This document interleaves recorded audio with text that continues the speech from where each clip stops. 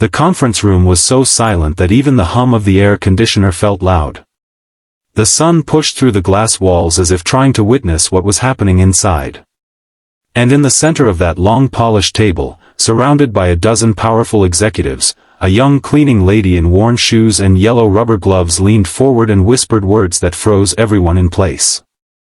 Her soft voice quivered but carried an undeniable truth as she pointed at the contract the billionaire CEO was about to sign. Something was wrong. At that exact moment, without realizing it, she stopped a $500 million disaster. Sparkles, if you believe that kindness, honesty, and second chances can change a person's entire destiny, please like, comment, share, and subscribe. It truly helps us continue creating stories that inspire. Sparkles.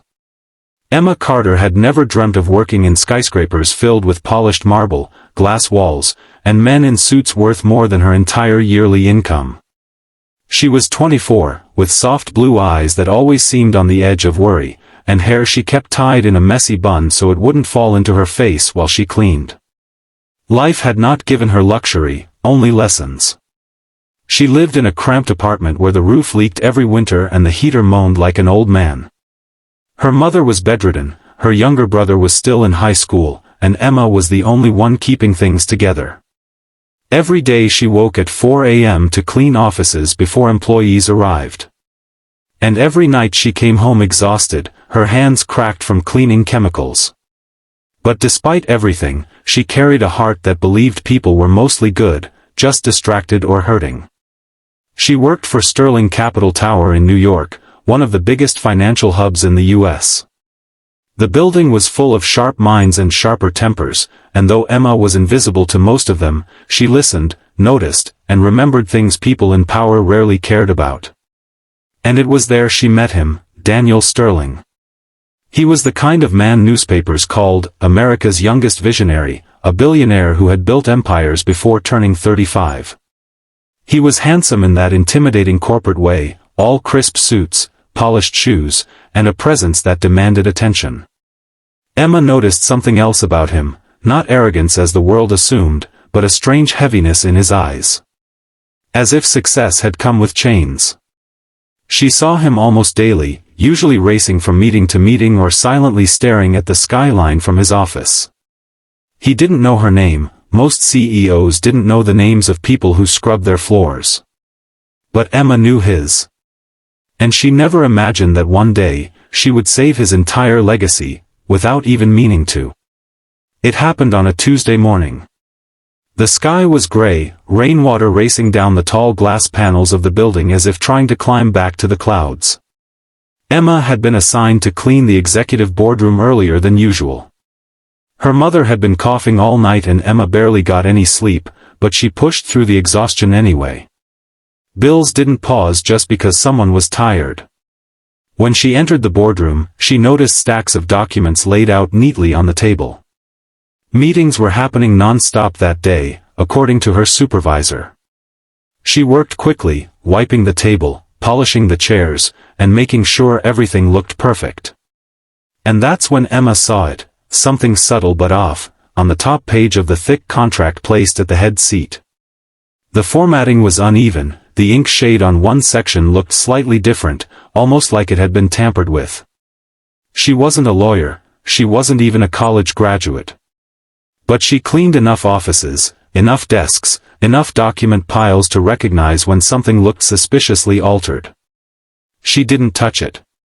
Just noticed. Just wondered. Minutes later, the board members began entering, their stern faces and expensive cufflinks shining under the bright lights. Emma stepped back toward the corner where she usually waited silently to finish up. Then he walked in, Daniel Sterling, and the entire room shifted. He carried authority effortlessly, not with arrogance but with the certainty of someone who had built everything himself. The meeting was about a potential merger with Apex Global, a company known for aggressive expansion.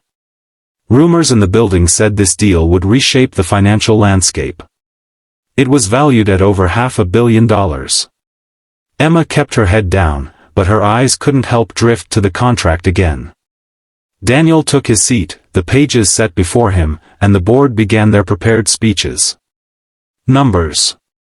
Strategies. Promises. Future projections. Everyone spoke confidently, as if everything had already been decided and this was just a formality. Daniel listened quietly, his pen poised above the paper. And when he leaned forward to sign, Emma felt her stomach twist.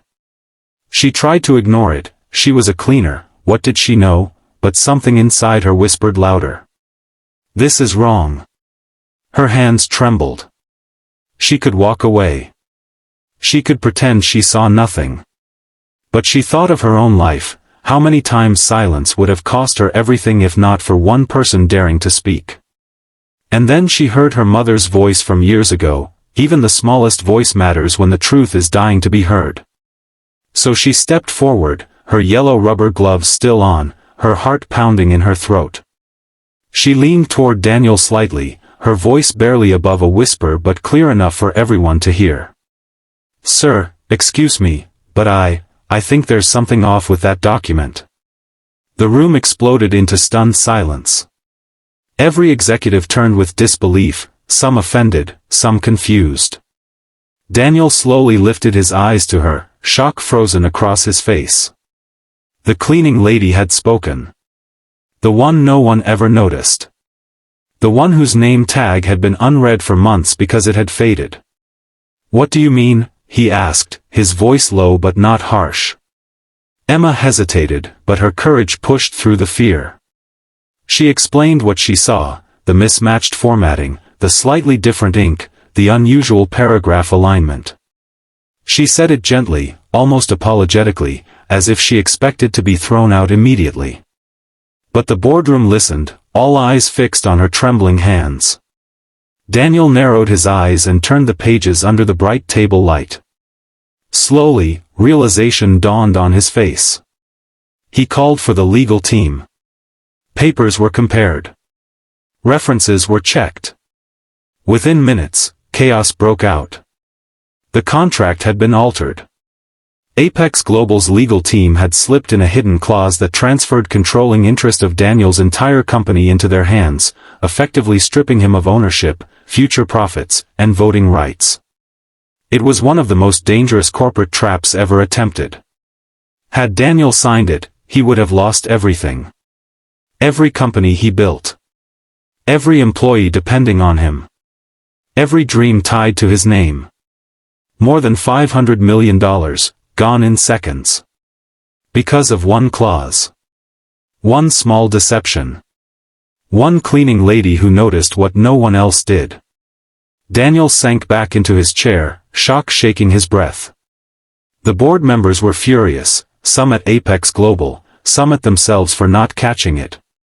But all of them kept glancing at Emma as if seeing her for the very first time. Emma stepped back, her cheeks burning. She picked up her cleaning cart slowly, prepared to apologize, prepared to be scolded for overstepping.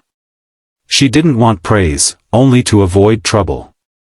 Her family needed her job. But Daniel stood up. He walked toward her. And for the first time since she had worked there, he looked at her not as a cleaner, not as someone invisible, but as a person who had changed his entire future in a single brave moment. He asked her name. She whispered, Emma. And something shifted in the room. Respect. Gratitude. Awe. What followed changed Emma's life forever.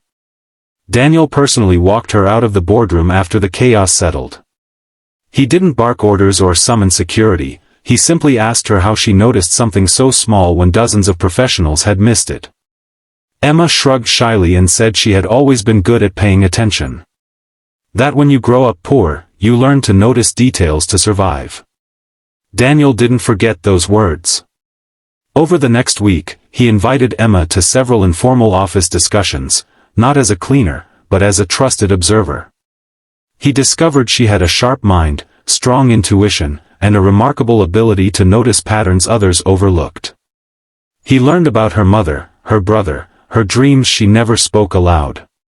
And with each conversation, something inside Daniel softened, something he didn't know had been hard until Emma unknowingly warmed it. He wasn't falling